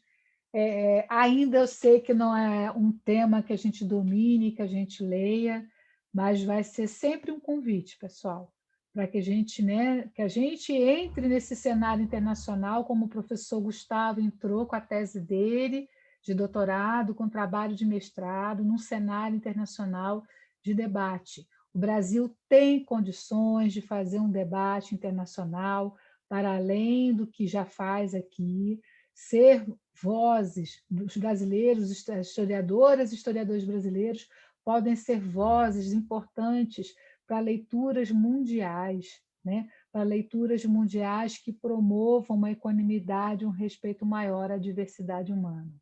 Então, eu termino a minha apresentação aqui com esse apelo, é algo que eu acredito, e que, mesmo que eu não veja isso viva, mas eu tenho certeza que isso vai ecoar e que vão surgir pessoas que vão fazer isso. Muito obrigada. E eu vou escrever aqui para o Paulo o nome dos autores. Calma, respira. Olha, quero agradecer imensamente as nossas palmas aqui virtuais para você. Muito bom, muito legal. Ó, a Gisele, o Pedro também estão aqui batendo as palmas virtuais, a Vitória, a Mirélia, a Raniele, a Beatriz. Bom, gente, parabéns, professora. Nossa, muito bom, muito legal. Eu acho que é isso mesmo, né? Incrível. Só vou mostrar aqui para vocês. Esse é o livro que vai ser sorteado, tá? Fé, Guerra e Escravidão, uma história da conquista colonial no Sudão. Tá? E a gente vai sortear esse livro que a professora gentilmente cedeu para cá, né? E aí depois, no último dia, a gente vai fazer um sorteio aqui com vocês para enviar para esse livro. É esse livro que foi traduzido, tá? Mas a gente acha que né, muita coisa assim, mandar o inglês, a gente pudesse mandar o inglês, né, professora? Mas a gente vai mandar o português, a pesquisa, e a gente aqui, e ela, inclusive, muito generosa, doou 2 livros dela, né, o mestrado e o doutorado aqui para a Biblioteca de São Raimundo Nonato, aqui da UESP, né, que ia ter um encontro, mas acabou não conseguindo ter. Enquanto a gente respira para as perguntas, a professora Patrícia toma uma água, relaxa. Eu quero lembrar que nós somos muito youtubers, né? Tem um canal no YouTube, Diálogos sobre História da África, eu botei o link aqui. Todas as aulas estão sendo gravadas, estão ficando nesse canal, inclusive a aula da professora Andréa já está lá, a aula da professora Mariana Brax já está lá. A semana que vem vai estar essa aula lá, depois vai ser a minha, do professor Jonathan. Então, se inscrevam no canal, curtam os links, né? Ativem lá o sininho das notificações, divulguem entre vocês. Eu sou diretora na escola e tal, a gente não sabe o que falar. Faça um vídeo, compartilhe um vídeo desses, né?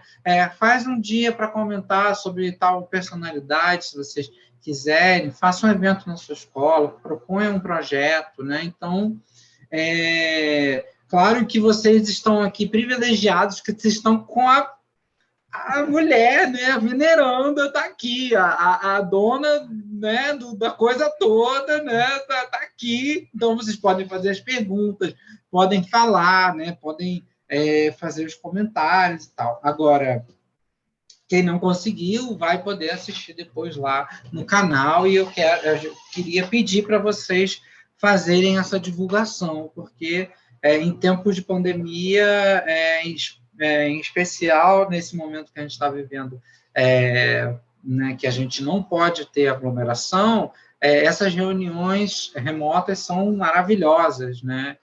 E ajudam a gente a continuar nossas pesquisas, que o mundo vai voltar a girar, né?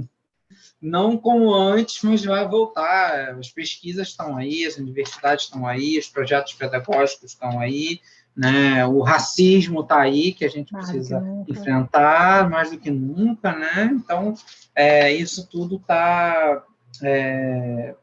aí junto no no ideal do canal, e também desse projeto de extensão que a gente está desenvolvendo aqui. Eu quero só fazer assim, né, um comentário sobre a fala, assim, muito boa, eu gostei demais, foi assim, muita coisa para a gente procurar, muita coisa para a gente pesquisar, né? Mas eu queria colocar que acho que a Patrícia está aí. Tô, Gustavo. Pronto. Tá. É que sumiu aqui só. Eu só queria colocar que a gente ainda falta muita bibliografia, né, para debater com Patrícia. Então, quem sabe vocês não entrem aí, né, nessas perguntas, nessas questões, nessas pesquisas.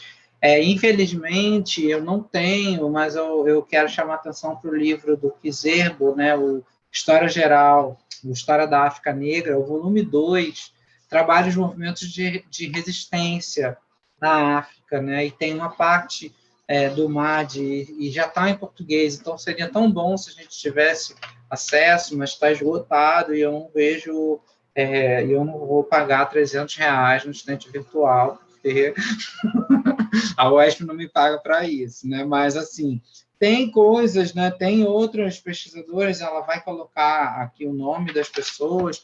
Eu fiz uma lista, pronta, História da África Negra, volume 2, exatamente. Obrigado, Patrícia. E, bom, Oi, tá? Tem que ligar o microfone. O Henrique Mbokolô, volume 2 também. Como é que é o nome do livro dele? Aquele vermelho, Gustavo. Que é a História da África Negra também? Não.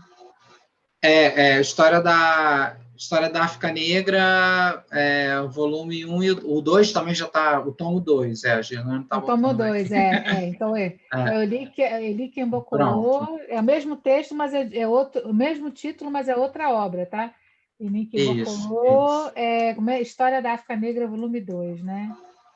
Isso, Ele está dizendo que a Gerlane que é maravilhoso.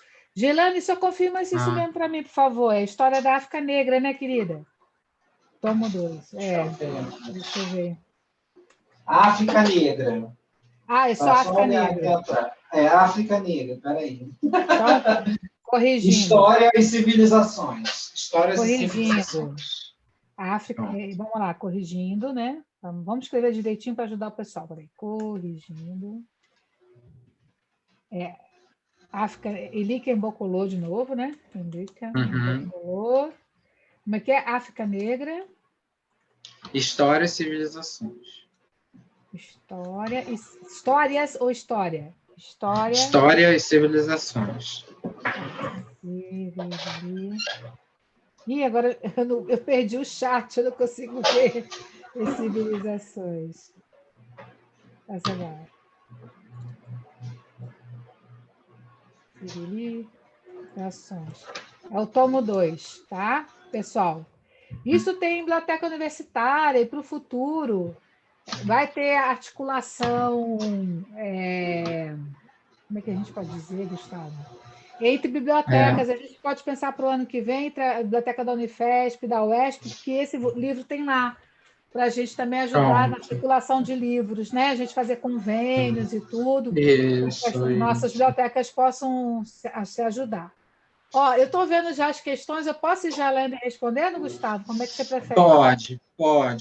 Eu botei aqui, mas eu ia só falar que Pode falar. tiveram várias pessoas aqui agradecendo e falando que adoraram, que o curso está muito bom, agradecendo o trabalho da professora, né, nas organizações, na apresentação do curso. A gente pode pensar depois esse curso sobre método de pesquisa e voltado para método de pesquisa em História da África. Eu conheço uma professora aqui na UESP que é maravilhosa nesses métodos de pesquisas. Ela fala das paleografias, do uso das fontes, é a rainha das fontes, a professora Vitória, sabe? É a nossa ABNT ambulante, sabe? Ela vai levando tudo com ela ali. Depois, se a professora quiser falar, tá? Eu vou passar as perguntas aqui, só para a gente... Estão conseguindo ver? Sim, eu leio também, Gustavo. A Ellen perguntou para mim, professora Patrícia, você está também de seminário sobre o Sudão e Brasil? Sim. Eu sou uma das organizadoras. E amanhã vai ter a palestra do professor Hector Guerra, tá, pessoal? Às 9h, vocês me veem lá de novo. O Alexandre Santos, eu não consegui acessar as aulas anteriores, gostaria muito de assisti-las. Gustavo ou Patrícia, se puder, agradeço muito. Consegui acessar na aula de hoje somente. O Alexandre, acessar como? Você não recebeu o link ou você... O que está acontecendo? Pode abrir o microfone, Alexandre.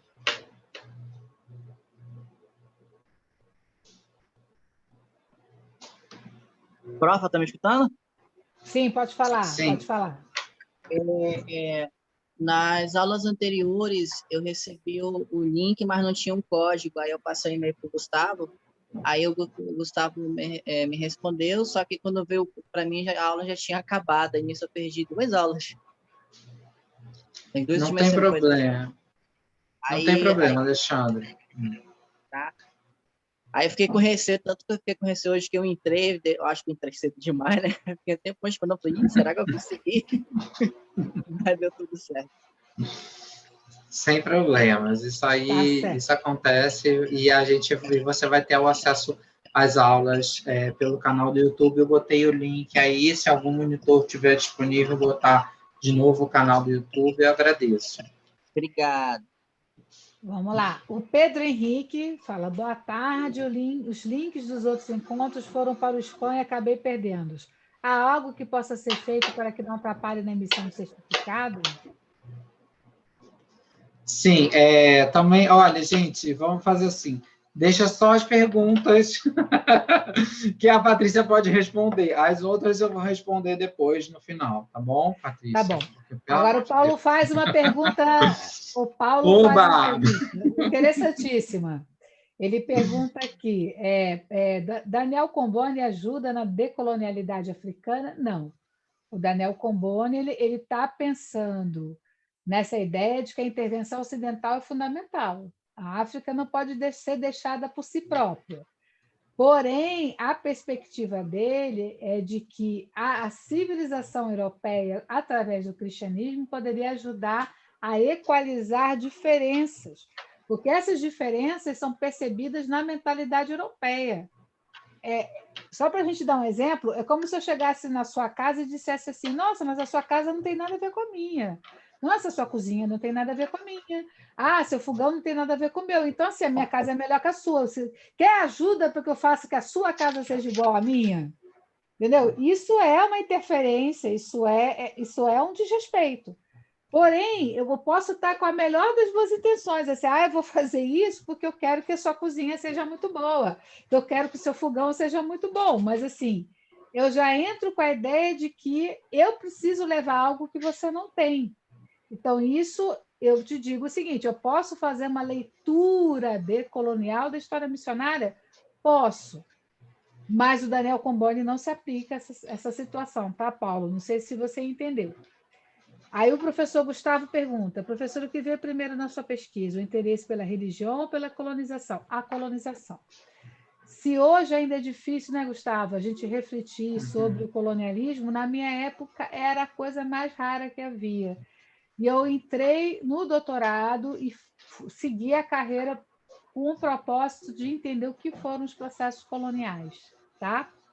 Beatriz Leal, isso precisa entrar nas discussões de ciências sociais. O desenvolvimento desses grupos é muito importante, sim, para além do que vemos em Evans Pritchard, inclusive ampliando o entendimento. Inclusive, Beatriz, há um grande movimento de antropólogos sudaneses que não gostam do Evans Pritchard.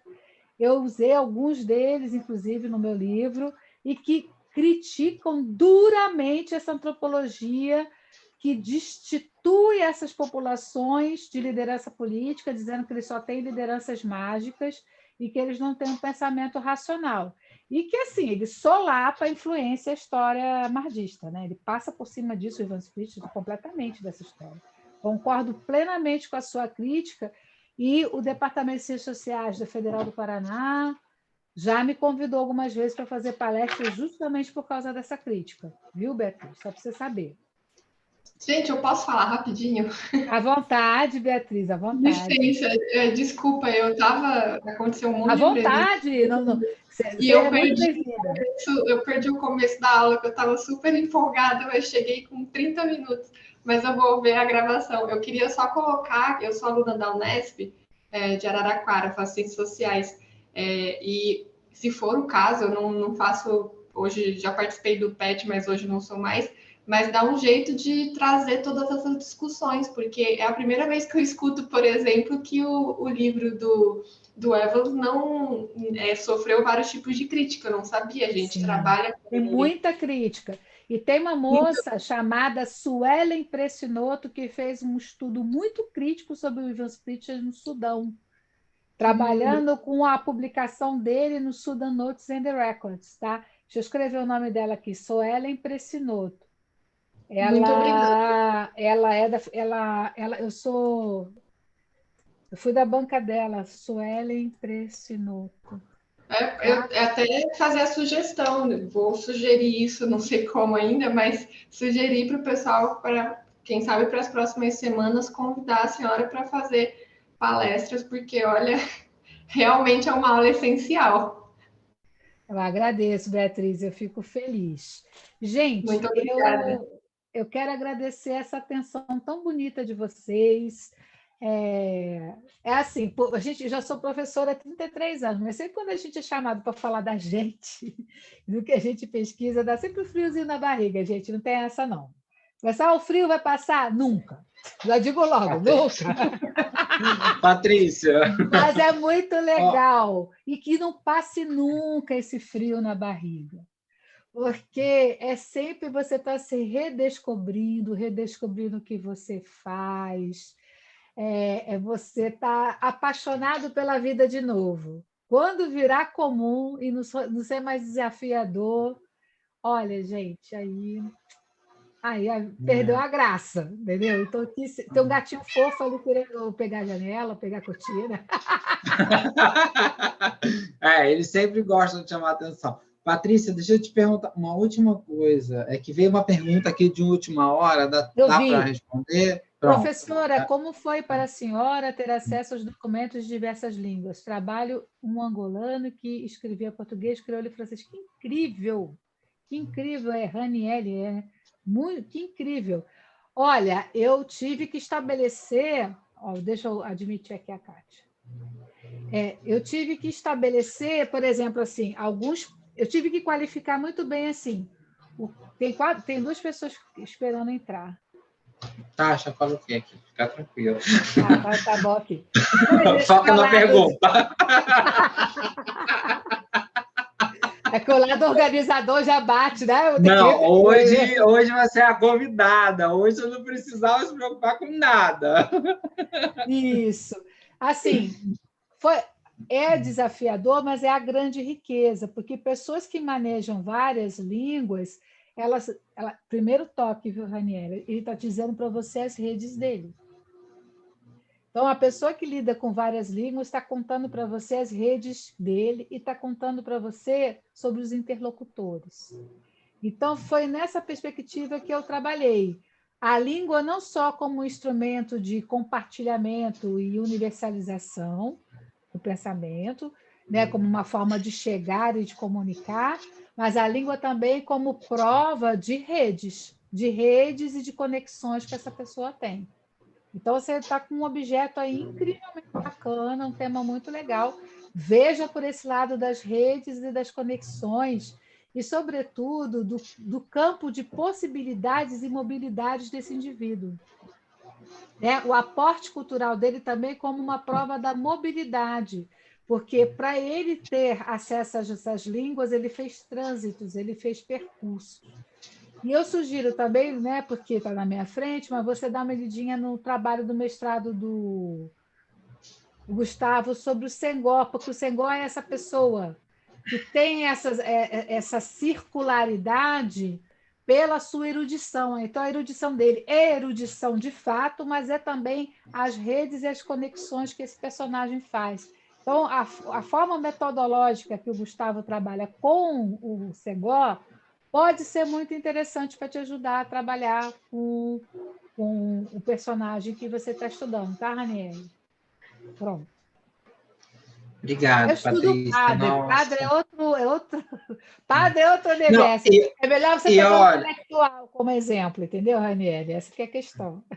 Desculpe. E olha, falando em padre, né? Eu acho que é interessante que a Andréia falou de uma parte, né, dos missionários, a Mariana falou da parte dos missionários, e você falou hoje da parte também dos missionários, principalmente, eu nunca tinha ouvido, olha, quantos anos, né, Patrícia? Eu nunca tinha ouvido essa relação entre o Comboni e o Mardi. Você hoje fez a primeira vez que eu vi as duas temáticas se ligando. Então, acho que também seria uma ideia, de repente, para o grupo das missões, a gente fazer um mini curso sobre os missionários, né? Sobre as missões, chamar Iracema Dula, chamar, né, o pessoal, Tiago, que está aqui com a gente, né, assistindo, Tiago Sampaio. Então, né, também como através dos missionários e através mesmo do sistema torpe, né, da colonização, a gente consegue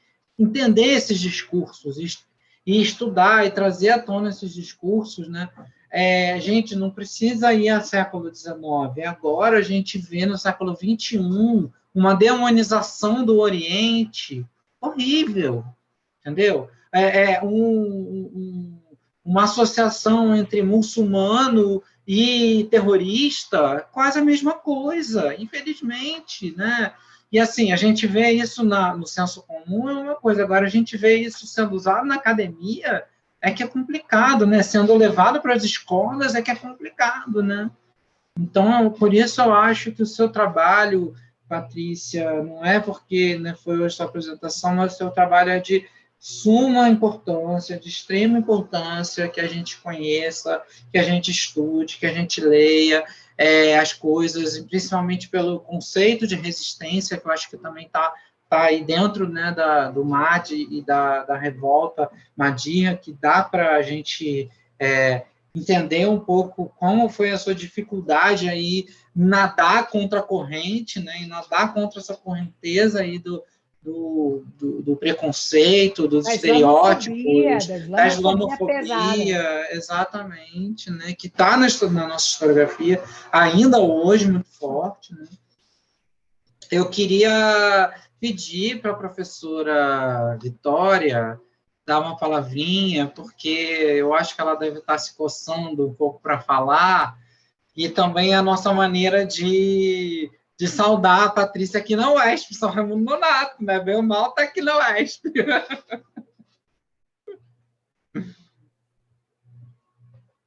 Boa tarde a todas e a todos. Eu não estava me coçando para falar. Durão sabe que eu sou uma pessoa mais de ouvir, e depois passo algum tempo, digamos, pensando naquilo que eu ouvi, para depois ir trabalhando essas ideias. Eu trabalho essas ideias um pouquinho mais devagar. Por isso, não gosto muito de falar de imediato, mas eu só quero agradecer à professora Patrícia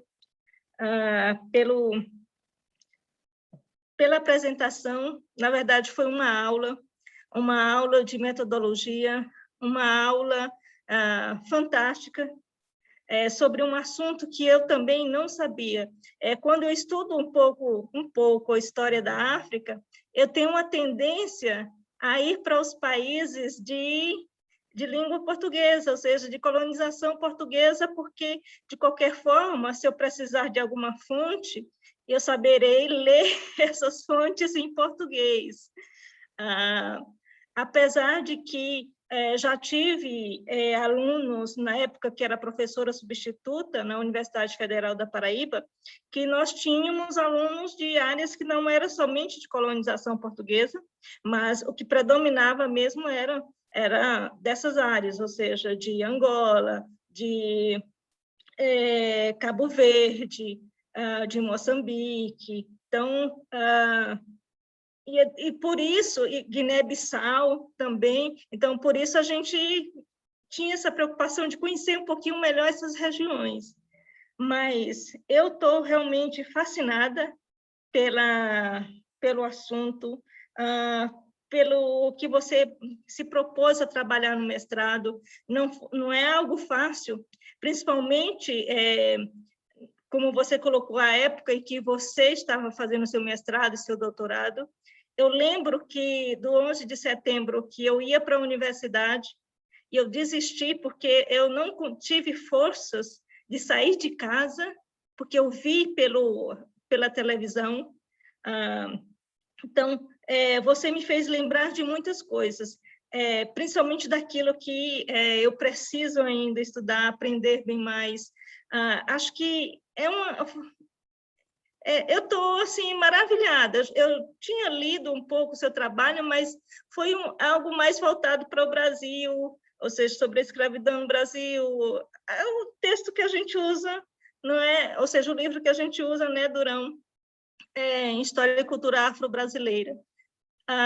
E desconhecia um pouquinho essa parte desse seu trabalho com o Mandi, com o Sudão.